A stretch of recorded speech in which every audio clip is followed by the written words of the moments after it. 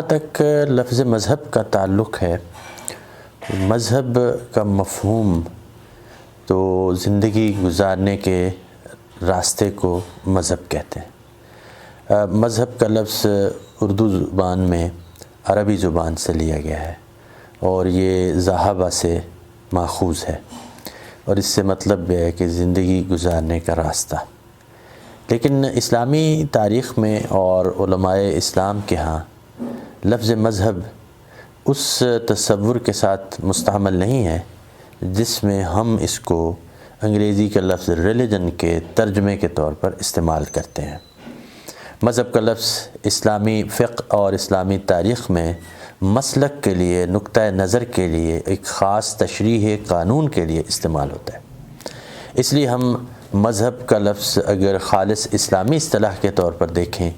تو یہ ایک مسلک، ایک نقطۂ نظر اور ایک فقہی تشریح کے معنوں میں آتا ہے۔ مذہب کے لیے لفظ انگریزی کا ریلیجن ہے۔ ریلیجن خود انگریزی زبان میں قدیم لاطینی زبان اور فرانسیسی زبان سے آیا ہے۔ اس کے متعدد معنی ہیں۔ انگریزی زبان کے مفہوم کو سامنے رکھیں تو ایک معنی یہ ہے کہ ریلیجن خدا کے ساتھ انسان کے تعلق کو کہتے ہیں۔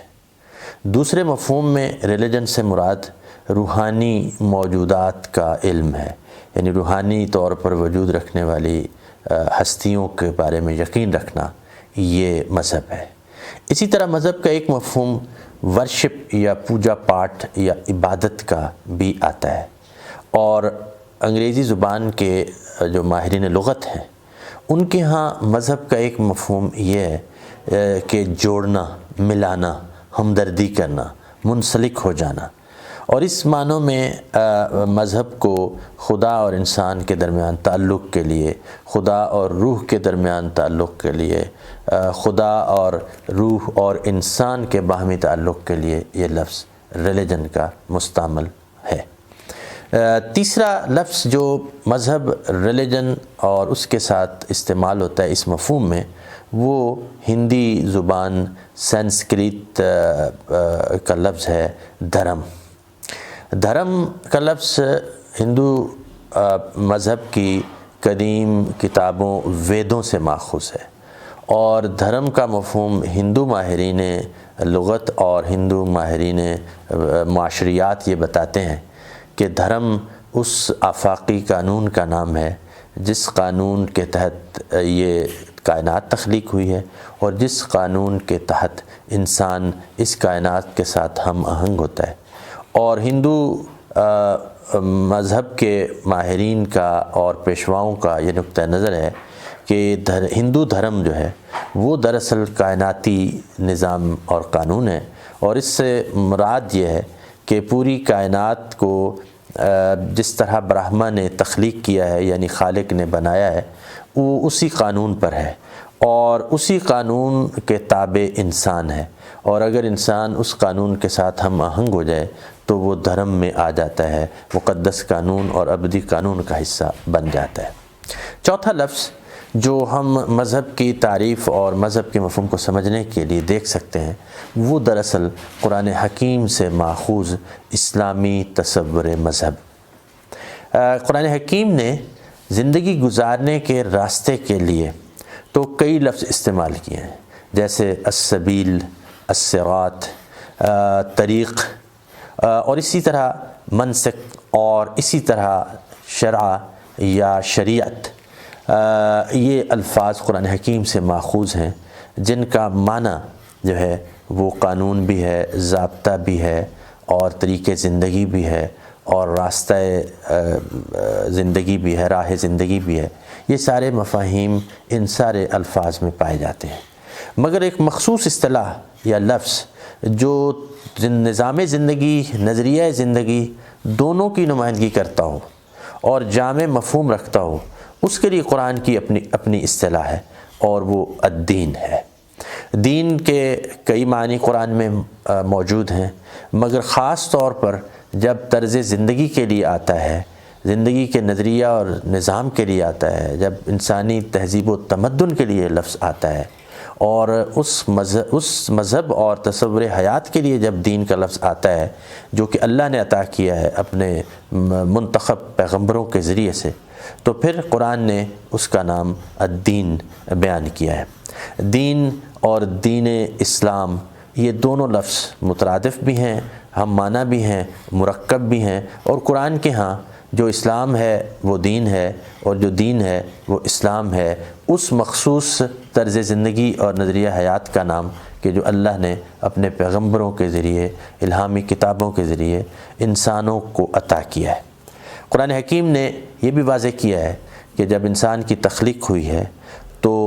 سارے انسان شروع سے جب وہ زمین پر آباد ہوئے،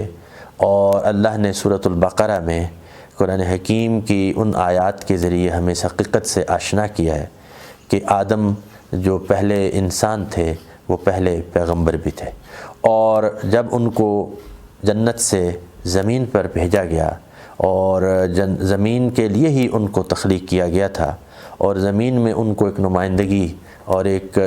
اختیار جو جزوی طور پر اس زمین میں تصرف کا دیا گیا تھا، اس کے تحت انسان کو خلیفہ کا نام دیا گیا قرآن کی طرف سے۔ اور جب انسان زمین پر آیا، ابن آدم نے تہذیب و تمدن کا آغاز کیا، تو اس کے ساتھ ہی اللہ کی طرف سے یہ قانون، یہ ضابطہ، یہ نظریہ زندگی جس کو دین اور اسلام کہا گیا، وہ انسان تک پہنچتا رہا۔ اور اس کے لیے اللہ نے قانون بتایا ہے کہ اللہ نے مختلف زمانوں میں، مختلف زبانوں میں اور مختلف تہذیبوں میں جو انسان نے وضع کی تھیں، ان میں اپنے پیغمبر منتخب انسان بھیجے، اور وہ تمام کے تمام ایک ہی طرز زندگی، ایک ہی دین اور ایک ہی نظام زندگی جس کو قرآن نے اسلام کہا ہے، اسی کی تعلیم دے رہے تھے، اور تمام کے تمام مسلم تھے، اور وہ پوری کائنات جس کا نظام ہی اسلام ہے، جس کا کوڈ آف کنڈکٹ ہی اسلام ہے، وہی ضابطہ، وہی اسلام انسان کو بھی بطور نظریہ حیات اور بطور تہذیب اور بطور دین کے عطا ہوا ہے۔ اور قرآن نے واضح کیا ہے کہ اللہ کا پسندیدہ نظریہ حیات اور طرز زندگی انسان کی انفرادی زندگی اور اجتماعی زندگی کے لیے وہ دین اسلام ہے۔ ان الدین عند اللہ الاسلام، اللہ کے ہاں جو پسندیدہ دین ہے وہ اسلام ہے، اور یہ دین اللہ نے پیغمبر اولین حضرت آدم علیہ السلام سے شروع کر کے تو پیغمبر آخری حضرت محمد مصطفیٰ صلی اللہ علیہ وآلہ وسلم پر اس دین اور اس اسلام کی تکمیل کی ہے، اس کا اختتام کیا ہے۔ الیوم اکملت لکم دینکم واتممت علیکم نعمتی ورضیت لکم الاسلام دینا۔ یہ فرمایا گیا کہ نبی کریم کی بعثت کے ساتھ اور قرآن حکیم آخری الہامی کتاب کی